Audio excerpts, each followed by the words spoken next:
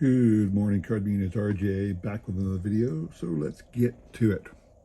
Today's random Mike Schmidt item of the day. From 1987, the Indiana Blue Sox ink card of Mike Schmidt, number 7 of 60. This is one of those unlicensed products you'd get in the mid to late 1980s and a little bit into the 1990s when baseball collecting really started.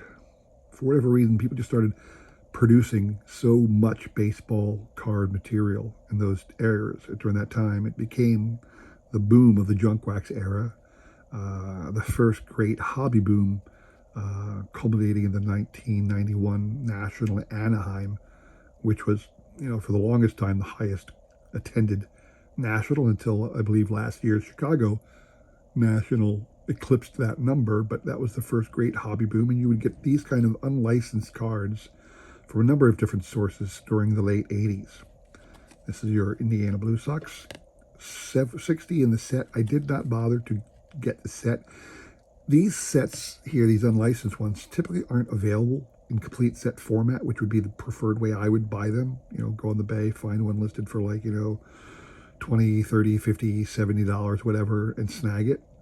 You could pretty much only get these by buying singles, which cost you $1, $2, $3, $4 a pop, plus shipping depending on the player. So it's almost impossible not to spend $300, $400 to acquire a full set of a set of cards that, first of all, has very little value to begin with. Plus, it's not really my thing to collect anything other than Mike Schmidt unless it is a set.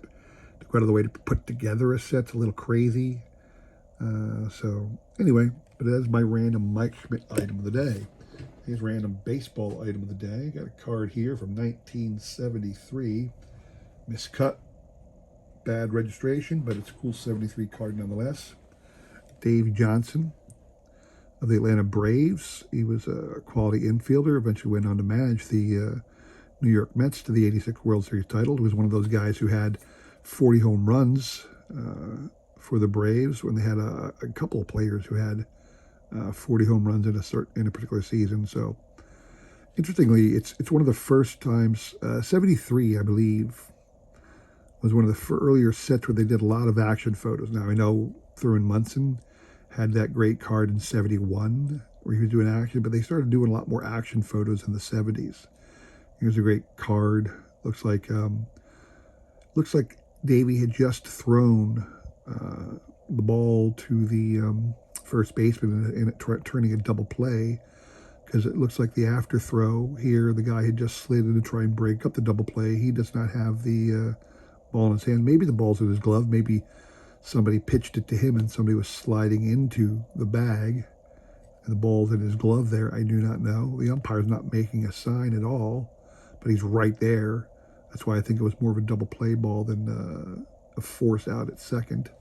But anyway, 1973 Davey Johnson, card number 550. All right. Today's trivia question. Still doing trivia questions out of that great book I picked up. So here you go. May the 30th, 1935. The Phillies were playing the Boston Braves. Babe Ruth was up in the first inning, grounded out. That was his last time playing in a major league game. He started for the Braves that year. He had been traded to the Braves. Everybody knew he was about done, but he was lured to the Braves on a kind of a promise that he would be the assistant manager and maybe have a chance to manage after that. Of course, the story is he could never manage himself, let alone manage a team, so he never got that opportunity.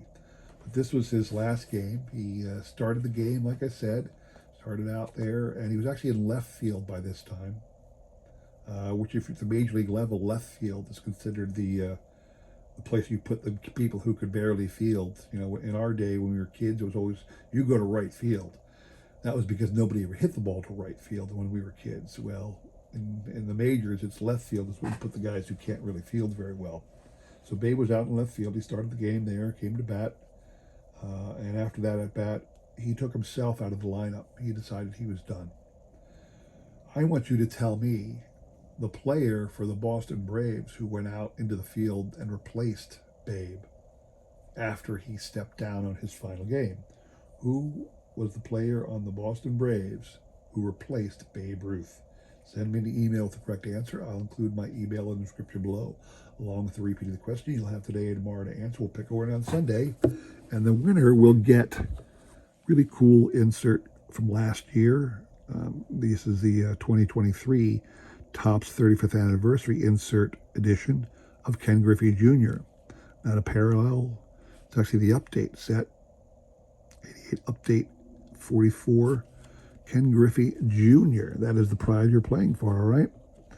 Today, what I want to show off, been trying to get the last few cards in this run of Mike Schmidt items, but struggling with it. So I'm going to show off all of the cards that I have and talk a little bit about this set, right? So there was a company from 1981 through 1983 that produced a card set called PermaGraphics. Well, that was the name of the company, PermaGraphics. And they made these little credit card cards. If you take a look at this against a standard baseball card, when I have the Griffey, you'll see it's a little bit smaller. It really is a credit card set. It's a credit card size card. Solid stock. This is actually from 1981, and that's the 81 Topps picture that they used here. These were not licensed to my knowledge at all, although it looks like they have they had an agreement with Topps, because that's a copyright there for Topps. Maybe that's how they got, quote unquote, a right to print this one. This is the base one. This is the All-Star. This is the PermaGraphics card. You can get these from a number of different players. It was numbered 2 out of the set. There's usually about 24 to 36, depending on the year and the run. That's card number 2. Now this one, same image, looks the same. I really can't see any difference, except when you turn them over, down on the bottom, this one, for whatever reason, had a 125 print stamp in front of the number. Don't know why, don't know what that was all about, but it was an identified variation, and the whole set of cards came in both sets, in both variations. So whatever players were included could be had in both versions. Then in 1981, they also did what they called an All-Star card, still by PermaGraphics, and this is it. Now, I'm going to set this one aside for a second because we'll talk about that in a minute. Now, 1982. In 1982, your base All-Star card looked like this. 1982 All-Star. All right, same stuff on the back. PermaGraphics. And again, somehow they're in cooperation with Topps. This one was issued also in a gold format. Don't know why, don't know the rarity, don't know the print run, but you could get that in a gold version. Now, the gold version was just idiotic because all they did was, it's like they tinted the card gold, and it's like harder to see front and back. They just tinted it gold, and it just why would you have done that? But that's what they did. They also, again, put out an All-Star variation to the card, and that's what the All-Star variation looked like. All right, I'm going to put this one up here for a second. 1983 was the last year PermaGraphics issued cards. And again, they had the standard card, the Superstar card they called them, which came in a regular and gold version. And then their All-Star card from 1983 came in a regular and a gold version. I was a little worried about this one because the one I got that was regular kind of looked gold. It was like a really faded, but maybe that's just the way it came out. The white was more of a cream or a, I don't know, ivory color rather than pure white. And it's definitely different because if you look at it from the side, you can see that the gold version has kind of like an acetate look from the side. So it's definitely a different card. So this definitely is the gold version. Now I say that, and I put these two cards up top here because I realized in looking at the tradingcarddatabase.com that these two cards that I have were also issued in gold versions that I do not have, and I cannot find them anywhere. Can't find them on the Bay. I looked.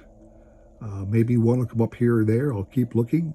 But as it stands right now, I have 10 PermaGraphics cards. 10. What I don't have, though, are the final two to say I have every PermaGraphics Mike Schmidt card ever made, because I am missing the gold versions of those cards. So that is something to add to my collecting goal, to somehow acquire those last few PermaGraphics cards, all right? So that's all I have for you today. If you appreciated that video, if you liked that video, please consider liking, subscribing, commenting, and all that jazz. I really do appreciate it. Don't forget, on Sunday, I'm picking the winner to my 400 subscriber contest. I would love to have more people enter. As I'm filming this, I'm only aware of 11 people who have entered. I would love to have more. I will include a link in the description below to that contest. You have until this coming Saturday to enter. Check out the video. You'll get all the particulars, but I'm still looking for more people to enter that contest. So hope to see you there, all right? Thank you all for watching, participating, and all that jazz. I really do appreciate it. Have a great week. Hope to see you on Friday and on Sunday. Take care.